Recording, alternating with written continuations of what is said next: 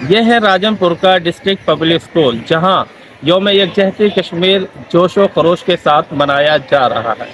اس کے طلباء مختلف ثقافتی اور فنی سرگرمیوں کے ذریعے کشمیری عوام کے ساتھ اظہار یکجہتی کر رہے ہیں۔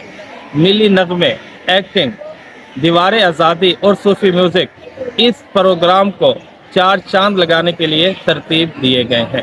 میں ہوں قمر سراج قریشی۔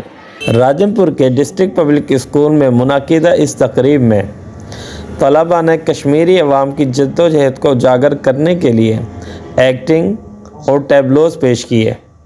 دیواری آرٹ کے ذریعے کشمیر کی ثقافت اور حالات کو نمایاں کیا گیا، جبکہ صوفی میوزک کی دھنوں نے شرکاء کو ایک روحانی ماحول فراہم کیا۔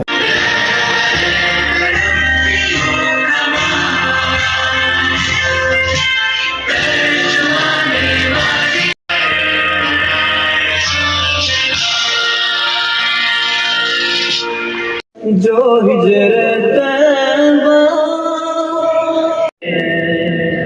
جو غم میں امت، جو غم میں امت۔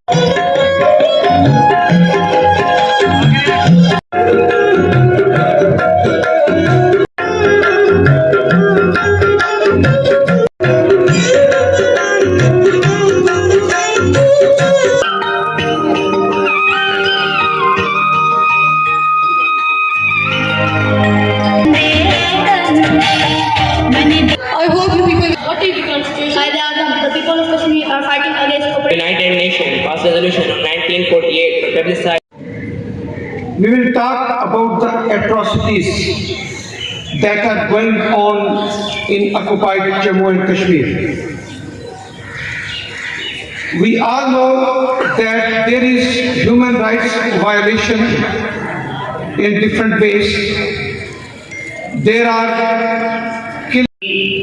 آزادی کے کچھ تقاضے ہیں اور وہ تقاضے اب ہمیں نبھانے ہیں۔ آج کی یہ تقریب منعقد کر کے جس طرح کشمیر کی آواز اٹھائی گئی ہے، راجنپور DPS کے بچیوں قوانین کی خلاف ورزی ہے، یہ صریحاً تمام انسانی حقوق کی خلاف ورزی ہے، اور ہم آج اس بات کا عزم اور ارادہ کرتے ہیں کہ ہم اپنے کشمیری بھائیوں اور بہنوں کے ساتھ ان کی اس جدوجہد میں، ان کی اس کوشش میں شانہ بشانہ۔